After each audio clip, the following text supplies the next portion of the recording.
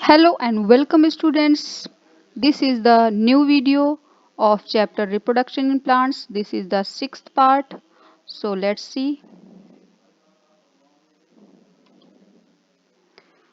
These are some topics are given. Means topics to be covered in this video are as follows. Pollination, types of pollination, and under the types of pollination there are two types of pollination, self pollination and cross pollination. After that, we will discuss about the agents of pollination, and agents are insects, wind, and water. So let's start our video with the pollination. First, we will discuss what is pollination. Actually, pollination is a process in which pollen grains transfer from anther to stigma. So, the transfer of pollen grains from the anther to stigma of a flower is called pollination.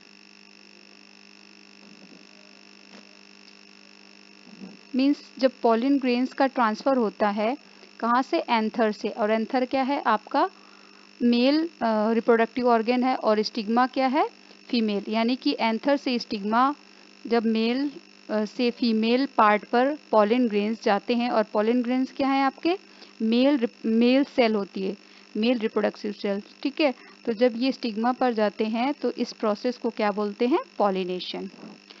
When the anthers mature, they burst and release the pollen, which get transferred to the stigma for fertilization. Pollination क्यों होता है? Pollination होता है fertilization के लिए. Fertilization भी एक process है, तो इसमें क्या होता है, मेल गैमीट और फीमेल गैमीट का फ्यूज़न होता है, और जो ये प्रोसेस होता है फ्यूज़न का, इसको फर्टिलाइजेशन बोलते हैं. Okay, we will discuss about fertilization also in later video. So now we will see about the types of pollination. So there are two types of pollination. Pollination कितने तरह का होता है, दो तरह का. ठीक है, first is self pollination, second is cross pollination. तो क्रॉस पॉलिनेशन क्या है आपका, क्रॉस पॉलिनेशन है जिसमें कि सेल्फ पॉलिनेशन और cross pollination both are opposite to each other. ठीक है, now let's see in the next slide about the self pollination. Self pollination is the process in which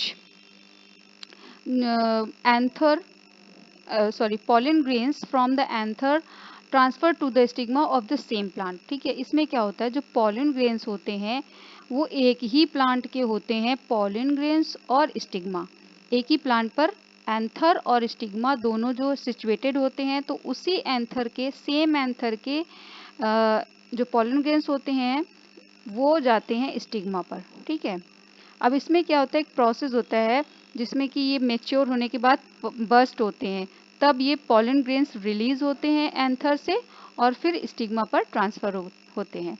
ठीक है, so when the pollen grains from the anther of a flower are transfer to the stigma of the same flower is called self pollination. Self pollination, self से मतलब ही पता चलता है, self का मतलब खुद, यानी कि एक ही प्लांट, एक ही फ्लावर के एंथर के पॉलन ग्रेन्स जो रिलीज हुए हैं वो उसी फ्लावर के स्टिग्मा पर ट्रांसफर होते हैं. ठीक है, that is self pollination.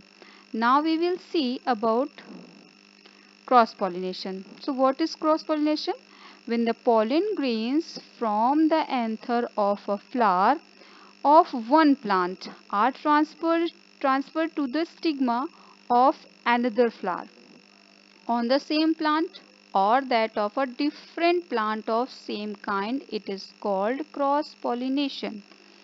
Okay, so cross pollination is just opposite of self pollination. बिल्कुल ही opposite है उसका. कैसे कि उसमें pollen grains जो थे वो सेम एंथर के सेम फ्लावर पे ही जा रहे थे, सेम फ्लावर के स्टिग्मा पर. बट इसमें क्या है कि इसमें फ्लावर तो डिफरेंट होंगे. ठीक है, एक फ्लावर के पॉलन ग्रेन्स होंगे जो दूसरे फ्लावर के स्टिग्मा पर ट्रांसफर होंगे. ठीक है, अच्छा, अब इसमें क्या होता है कि ये फ्लावर आपका उसी प्लांट का दूसरा फ्लावर भी हो सकता है या फिर वो फ्लावर किसी और प्लांट का भी हो सकता है, ठीक है। बट इसमें एक कंडीशन होती है कि दोनों फ्लावर क्या होने चाहिए, सेम स्पीसीज के होने चाहिए, ठीक है। सपोज एक हिबिस्कस फ्लावर की अगर बात करें, तो अगर हिबिस्कस फ्लावर एक प्लांट पे लगा हुआ है तो उसके पॉलन ग्रेन्स उसी प्लांट के दूसरे हिबिस्कस फ्लावर पर ट्रांसफर हो सकते हैं, ठीक है। या फिर एक फ्लावर के पॉलन ग्रेन्स दूसरे प्लांट पे लगे हिबिस्कस फ्लावर पर ट्रांसफर होंगे। दोनों ही कंडीशन में ये क्या होता है, क्रॉस पॉलिनेशन होता है। Let's see it's diagram. So this is the diagram of cross pollination, in which you can see there are two flowers. First is this and second is this. So for anther of first flower when mature and it burst, जब ये mature हो जाता है anther तो ये burst होता है, फट जाता है, ठीक है। and pollen grains release in the air, फिर ये क्या होता है, हवा में रिलीज हो जाते हैं जो इसके pollen grains। अब वो pollen grains यहाँ से निकल करके ये दूसरे फ्लावर के स्टिग्मा पर जाते हैं। तो अब यहाँ पे फ्लावर दूसरा है, इस वजह से क्या होगा, ये क्रॉस पॉलिनेशन। सेल्फ पॉलिनेशन में क्या था, उसी फ्लावर के एंथर से उसी फ्लावर के स्टिग्मा पर जा रहा था, तो वो था सेल्फ पॉलिनेशन। अब इसमें क्या है, एक फ्लावर के पॉलन ग्रेन्स दूसरे फ्लावर के स्टिग्मा पर जब ट्रांसफर होंगे तो that is cross pollination. Now we will discuss about the agents of pollination. Agents of pollination means pollination जिनके थ्रू होता है, ठीक है। मीन्स जिनके थ्रू pollen grains एक फ्लावर से दूसरे फ्लावर तक पहुंचते हैं, ठीक है। एक फ्लावर से एक प्लांट से दूसरे प्लांट के फ्लावर तक पहुंचते हैं। जो भी इनका ट्रांसफर एक जगह से दूसरी जगह यानी एंथर से लेकर दूसरे स्टिग्मा तक किस तरह से होता है, उसमें आता है ये एजेंट्स ऑफ पॉलिनेशन। यानी कि कुछ ऐसे एजेंट्स होते हैं जो इनको कैरी करते हैं, है ना, इनका ट्रांसफ़र करने में हेल्प करते हैं, एक जगह से दूसरी जगह तक पहुंचाने में हेल्प करते हैं। That's why these are known as agents of pollination. So pollen grains have a protective coat which prevents them from drying up.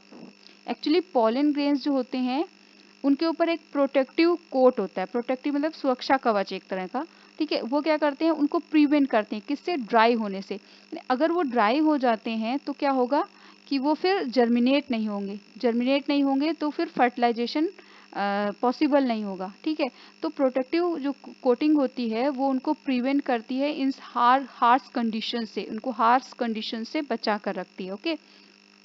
Pollination always requires some agents to carry pollen grains and release them on the stigma. Pollination के लिए हमेशा agents की ज़रूरत होती है जो इनको एक जगह से दूसरी जगह तक पहुंचाते हैं। किस तरह से पहुंचाते हैं, कैरी करके पहुंचाते हैं, अपने साथ लेकर जाते हैं और दूसरे जगह पर जाके ये स्टिग्मा पर इनको छोड़ देते हैं, ठीक है। तो इसमें कौन से एजेंट्स होते हैं जो हेल्प करते हैं इसमें, These agents may be insects, birds, other animals, wind और water, ठीक है। तो यहाँ पर आप देख रहे हैं इंसेक्ट्स यानी कि किसी भी तरह के कीट पतंगे जिनको बोलते हैं वो हो सकते हैं, बर्ड्स हो सकती हैं, अलग अलग तरह की बर्ड्स होती हैं, और अदर एनिमल्स हो सकते हैं जैसे कि जो एनिमल्स जो ग्रास ईटिंग एनिमल्स होते हैं वो फूड के लिए डिफरेंट टाइप्स के प्लांट्स को खाते हैं। इस तरह से भी वो इनका एक जगह से दूसरी जगह पहुंचाते हैं, ठीक है। वो कैसे होता है, उनकी बॉडी पर लग जाते हैं और वो दूसरी जगह पहुंच जाते हैं, ठीक है। इस तरह से ये हेल्प करते हैं पॉलिनेशन में। विंड हवा के साथ, जो पॉलन ग्रेन्स होते हैं वो हवा के साथ उड़ के जाते हैं और एक जगह से दूसरी जगह पहुंच जाते हैं। इसी तरह वाटर भी, ये वाटर अपने साथ ब्लो करके ले जाता है इनको, अपने जो फ्लो के साथ वाटर एक जगह से दूसरी जगह तक बहा कर ले जाता है। So these are some agents that help in pollination, that's why they are known as agents of pollination. Now we will discuss about the agents of pollination one by one in detail. So first we will discuss about the pollination by insects. जो insects के through pollination होता है उसे discuss करेंगे. Many insects such as bees, butterflies and moths feed on the nectar of the flower. Do you know nectar? Nectar is a sweet solution that is found inside the flower. एक liquid होता है एक तरह का जो flowers में होता है, it is known as nectar. और जो बीज या बटरफ्लाइज या मॉथ्स या समटाइम्स ये जो बर्ड्स भी आती हैं वो नेक्टर की सर्च में ही आती हैं और फ्लावर पर जब आकर बैठती हैं तो उनकी बॉडी पर ये पॉलन ग्रेन्स लग जाते हैं। ठीक है, आपको पता है ना, पॉलन ग्रेन्स के अंदर ही जो होता है मेल गैमीट प्रोड्यूस होता है। और पॉलन ग्रेन्स क्या करते हैं, वो एक तरह की हार्ड कोटिंग होती है जो उनको प्रोटेक्शन देती है। तो पॉलन ग्रेन्स के अंदर क्या होते हैं, मेल गैमीट्स होते हैं। A few insects are attracted by the color and odor। odor मतलब स्मेल, जो स्मेल होती है फ्लावर्स की, और जो कलर होता है फ्लावर्स का वो क्या करता है, इंसेक्ट्स को अपनी तरफ अट्रैक्ट करता है, यानी कि वो उनको अपनी तरफ आकर्षित करते हैं। यानी कि इंसेक्ट जो होते हैं या तो कलर की वजह से फ्लावर की तरफ जाते हैं या फिर ऑर्डर की वजह से। और ऑर्डर किस चीज़ का होता है, ऑर्डर होता है उनके नेक्टर का। ठीक है, तो जिसकी वजह से ये इंसेक्ट्स इनकी तरफ अट्रैक्ट होते हैं। एक तरह से वो नेक्टर की खोज में ही होते हैं इंसेक्ट्स, क्योंकि वो क्या करते हैं, they feed on the nectar, वो उनको एज ए फूड यूज करते हैं। ठीक है, तो इनकी जब हाँ, कलर और ऑर्डर की वजह से अट्रैक्ट होते हैं, जिस वजह से ये फ्लावर्स पर जाते हैं। ठीक है, when these insects visit the flowers, जैसे ही वो फ्लावर्स पर पहुंचते हैं, उन पर बैठते हैं, the pollen grains from the anther stick to the bodies and when these insects sit on another flowers. तो ये क्या करते हैं, जो एंथर से एंथर जब ये बैठते हैं तो एंथर पे भी टच होते हैं। अच्छा, जो इनकी जो पॉलन ग्रेन्स होते हैं वो क्या होते हैं, इनकी बॉडी पर स्टिक हो जाते हैं, चिपक जाते हैं। ठीक है, when these insects sit on another, दूसरे फ्लावर पर जब यही इसी तरह नेक्टर के लिए जाते हैं, तो जब ये उस पर दूसरे फ्लावर पर बैठते हैं तो these pollen grains get rubbed of. ठीक है, जब वो बैठते हैं तो उनकी बॉडी से और फ्लावर के बीच में थोड़ा सा रबिंग का प्रोसेस होता है, मतलब एक दूसरे में ऐसे टच होते हैं तो रब होते हैं, जिसकी वजह से इनकी बॉडी पे जो पॉलन ग्रेन्स होते हैं वो उस फ्लावर पर जाकर चिपक जाते हैं। क्यों चिपक जाते हैं, क्योंकि हमें पता है ना कि स्टिग्मा जो होता है वो कैसा होता है, स्टिकी होता है, वो चिपचिपा पहले से होता है, जिस वजह से जैसे ही पॉलन ग्रेन उस पर लगते हैं तो वो आराम से चिपक जाते हैं, फिर उनके ऊपर से उनको हटाना इतना आसान नहीं होता। ठीक है, तो इसी वजह से स्टिग्मा जो होता है स्टिकी होता है, थोड़ा सा चिपचिपा सा होता है। ठीक है, रब्ड ऑफ कॉजिंग पॉलिनेशन, अब जब वो रब्ड हो जाते हैं या उस पर चिपक जाते हैं तो वो जब जैसे ही फेवरेबल कंडीशन मिलती है पॉलन ग्रेन्स तो वो ग्रो कर जाते हैं, और ग्रो करके फिर क्या होता है, फिर तो फर्टिलाइजेशन होता है। बट क्या होता है कि जब ये वहां तक स्टिग्मा तक पहुंच गए तो ये क्या प्रोसेस है, पॉलिनेशन। हमने यही तो पढ़ा ना कि जब पॉलन ग्रेन्स एंथर से स्टिग्मा तक पहुंचते हैं या उनका ट्रांसफर होता है, दैट इज पॉलिनेशन। तो जब जैसे ही ये दूसरे फ्लावर के स्टिग्मा तक पहुंच गए तो ये प्रोसेस हमारा पॉलिनेशन का कंप्लीट हो जाता है। The flowers pollinated by insects are large, bright coloured and sweet scented. Sweet scented वही आ गया ना, नेक्टर की स्मेल। ठीक है, तो फ्लावर्स जो इंसेक्ट से पॉलिनेटेड होते हैं या जिनके ऐसे फ्लावर्स जिनके पॉलिनेशन में इंसेक्ट्स हेल्प करते हैं, तो वो कैसे होते हैं, एक तो वो लार्ज होते हैं, बड़े होते हैं। ठीक है, उनका साइज थोड़ा बड़ा होता है, ब्राइट कलर्ड होते हैं, मतलब उनके कलर इतने अट्रैक्टिव होते हैं कि ये इंसेक्ट्स इनकी तरफ अट्रैक्ट हो जाते हैं। स्वीट सेंटेड, उनकी जो स्मेल होती है वो कैसी होती है, मीठी स्मेल होती है, जिसकी वजह से भी वो इंसेक्ट्स इनकी तरफ अट्रैक्ट होते हैं। Some flowers contain nectar also. ठीक है, इस तरह के जो फ्लावर्स होते हैं जिनमें इंसेक्ट जाते हैं तो जरूरी नहीं कि हमेशा उनके पास नेक्टर हो, वो हमेशा ही नेक्टर प्रोड्यूस करते हो, हर एक फ्लावर ऐसा कोई कंपलसरी नहीं है। बट ये भी एक कंडीशन है क्या, कि वो जो स्वीट सेंटेड होते हैं वो भी नेक्टर की वजह से, यानी कि उनके पास नेक्टर होता है। तो कुछ फ्लावर्स के पास होता है, तो इनमें से क्या होता है, कुछ फ्लावर्स हो सकता है लार्ज हो कुछ फ्लावर्स हो सकता है ब्राइट कलर्ड हो केवल। ठीक है, और कुछ हो सकता है जिनके पास नेक्टर हो। तो इन तीनों कंडीशन में ही ये इंसेक्ट्स इनकी तरफ अट्रैक्ट होते हैं। ठीक है, some examples are given like rose and dahlia, इनके कुछ एग्जांपल और भी हो सकते हैं। ठीक है, तो this is the pollination by insects. अच्छा, रोज़ आप यहाँ पे देख रहे हैं, तो रोज़ अब ये बात समझिएगा कि रोज़ में सेक्सुअल रिप्रोडक्शन नहीं होता है, सेक्सुअल रिप्रोडक्शन भी होता है, क्योंकि ये एक बाइसेक्सुअल फ्लावर है, इसमें एंथर भी होता है, इसमें आपका पिस्टिल भी होता है। तो होता क्या है कि इसमें भी सेक्सुअल रिप्रोडक्शन होता है, यानी कि पॉलिनेशन होता है, क्योंकि इसमें भी फ्लावर होता है। हमने पता है ना, flower is the reproductive organ of the plant, ठीक है। बट क्या होता है, ये कटिंग के थ्रू भी उगाया जाता है। तो ऐसा नहीं है कि अगर कटिंग के थ्रू उगाया जाता है तो ये इसमें पॉलिनेशन नहीं होगा या इस तरह से, तो ऐसा नहीं है, ठीक है। ये दोनों इसमें दोनों तरह का होता है। Okay, let's see our next. हाँ, this is the diagram image of pollination by insects. इसमें देखिए, जो ये एक बटरफ्लाई है, ये क्या है, सॉरी बटरफ्लाई नहीं है, ये आपकी बी है, हनी बी। ये जब एक प्लांट पे ऐसे बैठती, तो ये आप इसके दे सकते हैं, ये लैग्स हैं, ठीक है। और ये इसके जो बॉडी पे जो छोटे छोटे हेयर होते हैं, इनमें ये आप इसमें देखिए, ये जो लेग पे छोटे छोटे हेयर होते हैं और बॉडी पे होते हैं, ये क्या होते हैं, इन्हीं पर आपके जो पॉलन ग्रेन्स होते हैं वो स्टिक हो जाते हैं, ठीक है। और पॉलन ग्रेन्स बहुत ज़्यादा अमाउंट में होते हैं, एक लार्ज अमाउंट में ये प्रोड्यूस होते हैं, तो बहुत सारे पाउडरी फॉर्म में होते हैं, पाउडर जैसे दिखते हैं, और वो इनकी बॉडी पे स्टिक हो जाते हैं, ठीक है। अभी ये इस फ्लावर पे है, यहाँ से जो पॉलन ग्रेन्स स्टिक होंगे वो दूसरे फ्लावर पर जब ये बैठेगा तो स्टिक हो जाएंगे, वो वहाँ पर जाके स्टिग्मा पर जाकर उनके जो स्टिकी होता है वहाँ पर भी ये वहाँ पर जाके चिपक जाएंगे। अच्छा, अभी आप सोचेंगे कि ज़रूरी है कि ये सेम फ्लावर पर ही बैठे। अभी जो फ्लावर है येलो कलर का है, ऐसी ही इसी स्पीसीज के दूसरे फ्लावर पर बैठे, ऐसा कुछ जरूरी नहीं है, ठीक है। तो ऐसी कंडीशन में क्या होता है, पॉलन ग्रेन्स वो वेस्ट हो जाते हैं, ठीक है। वो पानी के द्वारा या फिर कैसे भी हवा से इधर उधर बिखर जाएंगे, लेकिन वो ग्रो तभी करेगा जब उसको सेम स्पीसीज का स्टिग्मा मिलता है, ठीक है। अदरवाइज ये वेस्ट हो जाते हैं। Okay, so our next topic is pollination by wind. अब इसमें हम क्या देखेंगे कि पॉलिनेशन विंड यानी हवा के थ्रू किस तरह से होता है। When pollen grains mature, the anther bursts open to release them. pollen grains जब मेच्योर हो जाते हैं, यानी कि वेल डेवलप्ड हो जाते हैं जब पॉलन ग्रेन्स, और हमें पता है कि कहाँ पे होते हैं पॉलन ग्रेन्स, एंथर के अंदर, ठीक है। तो एंथर क्या होता है, 4 लोब्ड एक स्ट्रक्चर होता है जिसके अंदर पॉलन ग्रेन्स आप हमारे बंद रहते हैं, या उसके अंदर प्रोटेक्टिव लेयर के अंदर एक प्रोटेक्ट रहते हैं।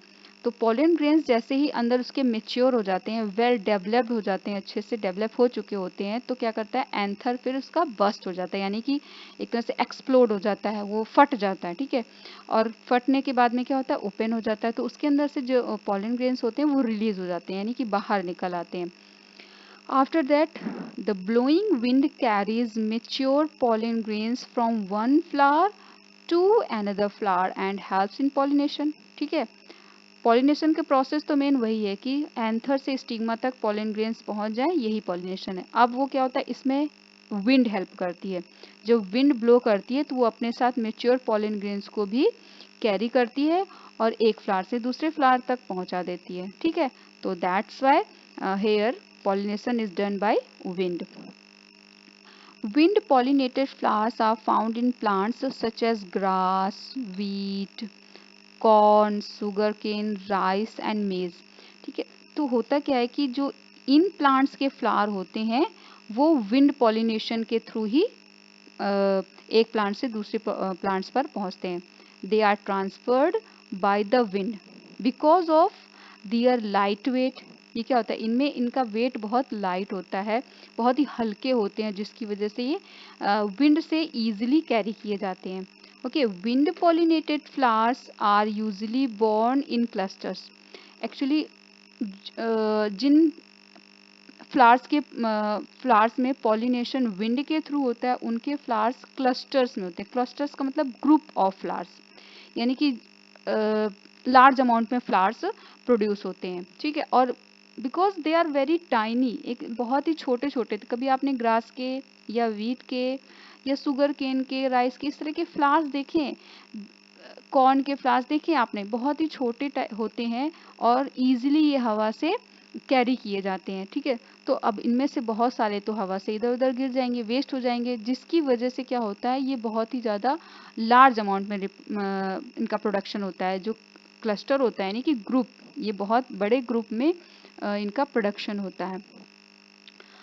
दे neither have sepals and petals nor do they produce nectar. अच्छा, इनके में होता क्या है कि ना तो इनके पास सेपल्स होते हैं और ना ही पेटल्स होते हैं, ठीक है।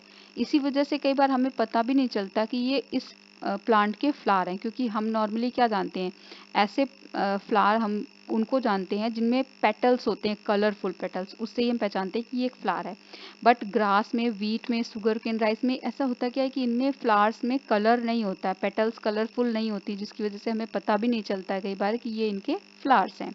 और ना ही उनमें नेक्टर होता है, ठीक है, उस तरह का नेक्टर नहीं होता है। तो अब जब आप देखिए सेपल्स, पेटल्स नहीं है और नेक्टर नहीं है, तो इंसेक्ट्स तो नहीं आएंगे इनके पास। इंसेक्ट्स कहाँ पे आते हैं, कलरफुल प्लांट होते, कलरफुल फ्लावर की तरफ अट्रैक्ट होते हैं या फिर ओडर से, स्मेल से अट्रैक्ट होते हैं। बट इनके पास क्या है, ये इनमें से कोई भी चीज़ नहीं है। नीदर दे हैव सेपल्स और petals and nor they have nectars. तो स्मेल भी नहीं है और कलरफुल पार्ट भी नहीं है, जिसकी वजह से इंसेक्ट्स इनकी तरफ अट्रैक्ट नहीं होते हैं। Due to this reason they are pollinated by wind, ठीक है, विंड से पॉलिनेट होंगे। इसी वजह से रीजन ये भी है कि ये बहुत ही लाइट वेटेड होते हैं। दे हैव लॉन्ग स्टिकी और feathery stigma to easily trap the pollen grains, ठीक है। अब इनमें एक कंडीशन और भी होती है, जो इनके फ्लावर्स होते हैं, इनका स्टिग्मा स्टिकी होने के साथ साथ कैसा होता है, फीदरी होते हैं, मीन्स छोटे छोटे से इसमें फिदर्स जैसे छोटे छोटे से हेयर्स जैसे होते हैं, जिनमें क्या होता है कि पॉलन ग्रेन्स ट्रैप हो जाते हैं। ये एक जाल जैसा होता है इनमें फीदर्स का, जो उनमें ये फंस जाते हैं, ठीक है। These flowers produce a large amount of pollen grains which are light and non sticky. इसमें क्या होता है कि पॉलन ग्रेन्स तो नॉन स्टिकी होते हैं, स्टिकी आपका क्या होता है, स्टिग्मा स्टिकी होता है, जिसपे ये पॉलन ग्रेन्स ड्राई होते हैं, जो ये जाके चिपक जाते हैं, ठीक है। इनमें स्टिकी जैसा कुछ भी इनमें ऐसा नहीं होता है जिसकी वजह से ये स्टिकी हो, ठीक है। बट स्टिग्मा स्टिकी होता है आपका। तो पॉलन ग्रेन्स बहुत लार्ज अमाउंट में प्रोड्यूस होते हैं और जाके ये स्टिकी स्टिग्मा पर या फीदरी स्टिग्मा पर स्टिक हो जाते हैं, जाके चिपक जाते हैं। This is the image that is related to the pollination by wind.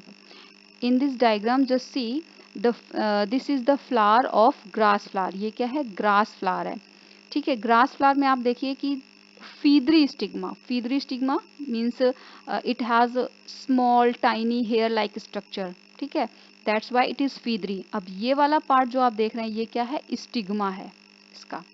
और ये अंदर क्या होगा इसका, ये पिस्टिल का स्टिग्मा पार्ट होता है, तो नीचे क्या होता है, ओवरी होता है, ठीक है। और जो ये वाला पार्ट है, ये क्या है, आप इसका एंथर है, यानी कि ये पूरा, ये नीचे फिलामेंट और ये एंथर, तो क्या बन गया आपका स्टेमन, ठीक है। तो यहाँ, हाँ, इस तरफ देखिए, ये एंथर है आपका। तो पॉलन कैरीड बाय विंड, अब ये एंथर जब बस्ट होगा तो इसमें से पॉलन ग्रेन्स रिलीज होंगे और ये एयर के थ्रू कैरी किए जाएंगे और कहाँ पर ट्रांसफर किए जाएंगे, स्टिग्मा पर। That's why it is pollination by wind. Now we will see about the pollination by water. We will discuss about the third method of pollination is by water. The pollination in aquatic plants. Aquatic plants कैसे होते हैं, जो जलीय पौधे जिनको बोलते हैं, जो वाटर में उगते हैं या वाटर के आसपास होते हैं, इस तरह से, मतलब मेनली वाटर प्लांट्स होते हैं जो वाटर में ही ग्रो करते हैं, ठीक है। Such as Vallisneria and Hydrilla. Hydrilla आपने सुना होगा, वेलिस्नेरिया सुना होगा। हाइड्रिला तो नॉर्मल कॉमन प्लांट है जो नॉर्मली आप देखते भी होंगे, ठीक है। तो ये क्या है, वाटर प्लांट है, एक्वेटिक प्लांट है, और इनमें जो पॉलिनेशन होता है that is carried out by the water. The water current carry mature pollen grains from one flower to another and help in pollination. Process is same but agent is different. यहाँ पे agent क्या है, water. यहाँ पर water की जो current, यानी water जब फ्लो करता है तो उसमें करंट का मतलब आप इलेक्ट्रिसिटी वाला करंट मत समझिएगा। इसमें क्या होता है, एक धारा जो बहती है पानी की, उस धारा के साथ या पानी के बहाव के साथ में जो पॉलन ग्रेन्स हैं एक फ्लावर से दूसरे फ्लावर तक पहुंचाए जाते हैं और इस तरह से वाटर पॉलिनेशन में हेल्प करता है। Let's see the diagram for the pollination by water. Just see, this is the hydrilla plant and it is found in ponds, तालाब में पाया जाता है, ठीक है, that's why it is aquatic plant. अब हाइड्रिला प्लांट को यहाँ पर देखिए एक डायग्राम के थ्रू दिखाया गया है एंड इसमें भी क्या होता है कि मेल और फीमेल प्लांट होते हैं, ठीक है. This is male plant and this is female plant. तो इसमें क्या होगा, फीमेल प्लांट में आपका स्टिग्मा होगा और पॉलन ग्रेन्स और एंथर कहाँ होंगे, मेल प्लांट में. तो यहाँ से वाटर के थ्रू पॉलन ग्रेन्स कैरी करके यहाँ तक पहुँचाए जाएंगे. तो ये क्या हो जाएगा आपका पॉलिनेशन बाय वाटर.